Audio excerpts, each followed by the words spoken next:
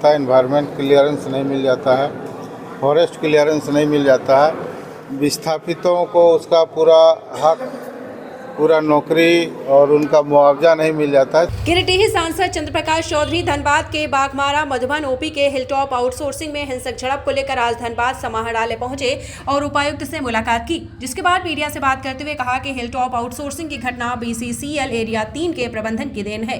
स्थानीय रैयतों की मांग को अनदेखा किया गया, साथ ही फॉरेस्ट सहित कई अन्य क्लियरेंस भी नहीं लिए गए और आउटसोर्सिंग की बाउंड्री देने का काम शुरू किया गया, जिससे झड़प हुई और मेरे STPO सहित अन्य घायल हुए। मेरे कार्यालय को भी जला दिया गया।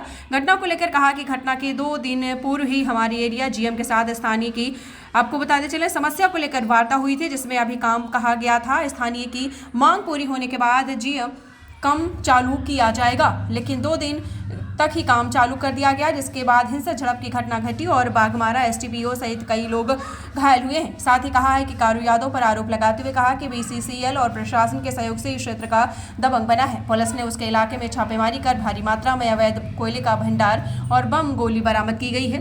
कहा है कि झड़प में मेरा कोई रोक नहीं है, हम रेलवे की मीटिंग में दिल्ली में थे और फिर मुझ पर मामला दर्ज किया गया है। मामले की पूरी जाँच होनी चाहिए। जो गोलीबारी हुआ, जो जिस प्रकार की घटना घटी BCCL के लापरवाही के चलते और जिला प्रशासन से बिना सहमति का जो आउटसोर्सिंग कंपनी के द्वारा बिना NOC का, बिना डिमार्केशन का जो काम हुआ, जिसके चलते विस्थापित और ग्रामीणों के साथ जो मुठभेड़ हुआ, जिससे इतनी बड़ी घटना का अंजाम दिया गया और इससे पुलिस पदाधिकारी भी वो भी चोट आई, मेरे आवासीय कार्यालय को भी आग लगाए। तो इस संबंध में पूरी जानकारी हम लेने भी पहुंचे थे, क्योंकि उस समय जिस समय घटना घटा उस समय हम रेलवे की बैठक में 9 तारीख को कलकत्ता में थे। जो 7 तारीख को मैंने प्रबंधन को और GM को हम मना भी किया था कि जब तक सभी डिपार्टमेंट के द्वारा परमिशन आपको नहीं मिल जाता है, एनवायरनमेंट क्लियरेंस नहीं मिल जाता है, फॉरेस्ट क्लियरेंस नहीं मिल जाता है, विस्थापितों को उसका पूरा हक, पूरा नौकरी और उनका मुआवजा नहीं मिल जाता है, तब तक आप काम मत करें। सभी ग्रामीणों को विश्वास में लेकर काम करें, लेकिन गुंडा तत्व के द्वारा उस तरह से बाय जबरन काम शुरू करना कहीं से भी कानून के ये में कहीं भी नहीं है, जबकि लोगों को विश्वास में लेकर चलना चाहिए। और BCCL का हर एक जगह लगभग कमोबेश सही माहौल है और जो ग्रामीणों को हक और अधिकार के लिए सांसद हैं, एक प्रतिनिधि हैं, तो मेरा भी दायित्व बनता है कि उनकी बातों को सुनना और जिला प्रशासन को भी अवगत कराना कि इस तरह की जो घटना की पुनरावृत्ति ना हो। यदि इस तरह का BCCL प्रबंधन के द्वारा किया जाता रहेगा तो फिर से हमको लगता है ग्रामीणों को विश्वास में नहीं लिया जाएगा और उनको पूरा हक नहीं मिलेगा, तो इस तरह की घटना होती रहेगी। प्राथमिकी दर्ज हुए हैं, आपके ऊपर भी प्राथमिकी दर्ज हुए हैं, क्या बताएंगे?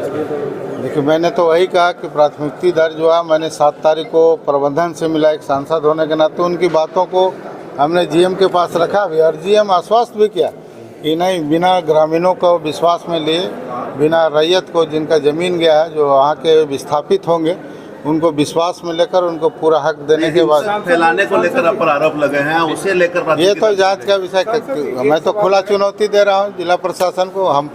हमने लिख के भी दिया है कि आपको कहीं लगता है कोई जांच में, तो मैं जांच में उनको पूरा सहयोग करूँगा। ये मामला ये आ रहा है कि सत्ता दल के लोगों की संलिप्तता आ रही है, गोली बम बारूद चल रहा है, तो ये तो नहीं लगता कि कहीं विरोध का बात है, कहीं ना कहीं लगता है कोयला पर वर्चस्व की बात है? नहीं, मैंने तो वही कहा कि पूरे जांच का विषय है। यदि उस तरह के अपराधी तत्व के लोग आ रहा है कि सत्ता दल के लोगों की संलिप्तता आ रही है, गोली बम बारूद चल रहा है, तो ये तो नहीं लगता कि कहीं विरोध का बात है, कहीं ना कहीं लगता है कोयला पर वर्चस्व की बात है? नहीं, मैंने तो वही कहा कि पूरे जांच का विषय है। यदि उस तरह के अपराधी तत्व के लोग जिनके पास 35-36 केस लगे हुए हैं, वैसे लोगों को टेंडर देकर, ठेका देकर बाय जबरन गरीबों को, आम लोगों को, रैयत लोगों को धमकाना और उस तरह से बाय जबरन काम कराना, तो ग्रामीण निश्चित है जिनका ज़मीन जाएगा, जिनका हक छीना जाएगा तो आक्रोशित होंगे ही, स्वाभाविक है।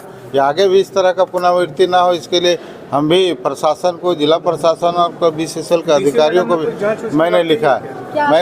मैंने जांच का रिपोर्ट दिया है। मैंने खुद लिखित रूप से भी जो प्रक्रिया है, टेंडर होने के बाद जो प्रक्रिया होती है, उन सारी प्रक्रियाओं को बिना पूरा किए हुए काम ना करे, इसके लिए मैंने लिखा। और यदि पूरा करके काम कर रहा है तो उसकी रिपोर्ट मैंने मांगी है। अच्छा, जो एक चीज और बताइएगा, आप बीसीसीआई प्रबंधन को दोषी मानते हैं ना? निश्चित है, स्वाभाविक है, सारा दोषी बीसीसीएल प्रबंधन। अब आगे- आप कोयला चोरी हो रहा है, आप देख रहे हैं उनके यहाँ अभी भी कोयला जितना स्टॉक रखा हुआ उतना बीसीसीएल के यहाँ स्टॉक नहीं जितना अवैध जमा।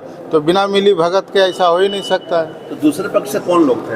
लोगों का कहना है कि आपके ही लोग थे दूसरे जी पक्ष से। नहीं, जनता मेरे साथ है, पब्लिक है, उनको हक दिलाना मेरा काम है। दूसरे तरफ वो कौन है इसकी जो गुंडा तत्व के लोग हैं बाजारवन काम कराना चाहते हैं, और उन लोगों के साथ मैं कभी नहीं रहूँगा। मैं हमेशा विस्थापित के साथ। फिर से वहाँ पर काम अभी तक नहीं होने दें जब तक मुआवजा नहीं मिलेगा। जब तक गरीबों का, विस्थापितों का पूरा अधिकार नहीं मिलेगा तब तक वहाँ पर काम नहीं होगा। और वो जरूरत पड़ेगा तो पूरे BC